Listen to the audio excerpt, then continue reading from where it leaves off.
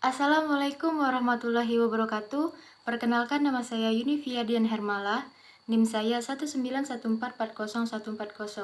Saya merupakan salah satu mahasiswi program studi D3 Keperawatan Poltekkes Kemenkes Pangkal Pinang. Baiklah, di video kali ini saya akan menjelaskan mengenai penanganan 5 cedera.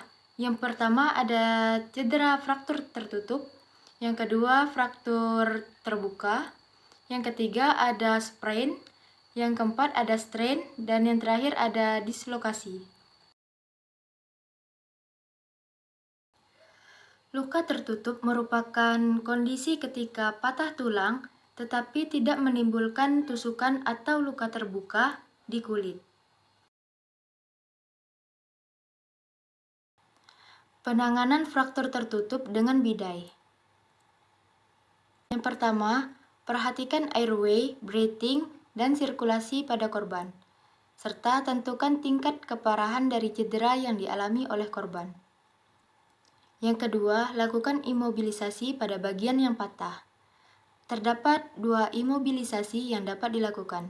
Yang pertama, imobilisasi tangan dasar. Jika kondisi korban memungkinkan, anjurkan korban untuk menopang tangannya yang cedera menggunakan tangannya sendiri. Jika kondisi korban tidak memungkinkan, maka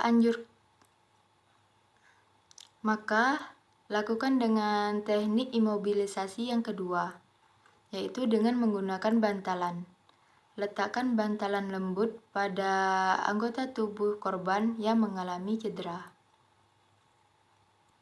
Yang ketiga, lakukan kompres dingin selama 20 menit jika hal ini dimungkinkan.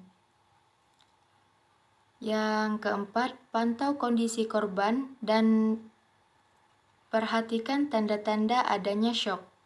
Jika korban tersebut mengalami shock, maka baringkan korban dengan posisi kaki lebih tinggi dari area kepala. Yang terakhir, lakukan pembidaian. Pembidaian dilakukan untuk menghindari tingkat keparahan dari fraktur menjadi semakin buruk.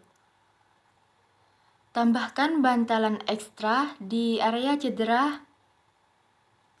Jika peralatan pembidaian tidak memungkinkan, maka kamu dapat memanipulasinya dengan menggunakan payung lipat atau gulungan koran. Pada saat pembidaian, jangan membalut terlalu ketat atau terlalu kuat, serta usahakan gerakan apapun menjadi seminimal mungkin. Fraktur terbuka adalah kondisi patah tulang di mana tulang yang patah tersebut menembus kulit sehingga dapat menimbulkan terjadinya luka. Penanganan fraktur terbuka dengan balut tekan dan bidai. Yang pertama, periksa airway, breathing, dan sirkulasi, serta tentukan tingkat keparahan dari cedera tersebut dengan cepat. Jika korban tidak sadarkan diri, segera lakukan RGP. Yang kedua, lakukan imobilisasi pada bagian tubuh yang patah. Terdapat 2 imobilisasi yang dapat dilakukan. Yang pertama, imobilisasi tangan dasar. Korban dianjurkan untuk menopang tubuhnya yang cedera dengan tangannya sendiri. Yang kedua, dengan menggunakan bantalan atau padding. Letakkan bantalan yang lembut pada bagian tubuh yang mengalami cedera atau patah tulang. Yang ketiga, hentikan perdarahan dengan menggunakan prinsip balut tekan dengan cara tekan kuat luka dengan perban atau kain steril. Yang keempat, pantau kondisi korban dan amati adanya tanda-tanda shock. Jika korban mengalami shock, baringkan korban dengan posisi kaki lebih tinggi dari area kepala. Yang kelima, lakukan pembidaian. Tambahkan bantalan ekstra di area yang cedera. Jika peralatan pembidaian minim, maka kamu dapat memanipulasinya dengan menggunakan payung yang dilipat, koran yang digulung, atau bahan seperti tongkat yang keras. Pada persangkaan tulang yang patah, jangan membalut terlalu ketat atau kuat. Usahakan gerakan apapun seminimal mungkin. Sprain merupakan suatu peregangan atau robekan ligamen jaringan fibrosa yang menghubungkan tulang dan sendi. Strain merupakan suatu peregangan atau robekan otot atau jaringan otot yang menghubungkan ke tulang atau tendon. Penanganan sprain dan strain.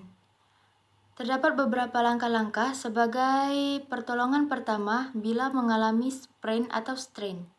Yang pertama itu hentikan aktivitas. Yang kedua, istirahatkan anggota tubuh yang mengalami cedera. Yang ketiga, letakkan es pada area yang cedera selama 15 menit setiap 2 jam. Jangan lupa gunakan alas seperti handuk di antara kulit dan es.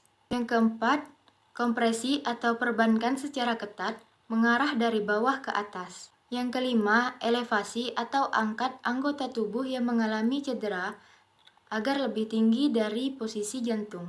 Yang keenam, hindari aktivitas olahraga, konsumsi alkohol, dan pijat atau urut di area cedera, karena hal tersebut dapat memperburuk pembengkakan. Dislokasi merupakan kondisi ketika tulang keluar atau bergeser dari posisi normalnya pada sendi. Penanganan dislokasi ada dua. Yang pertama perawatan medis, dan yang kedua ada perawatan mandiri.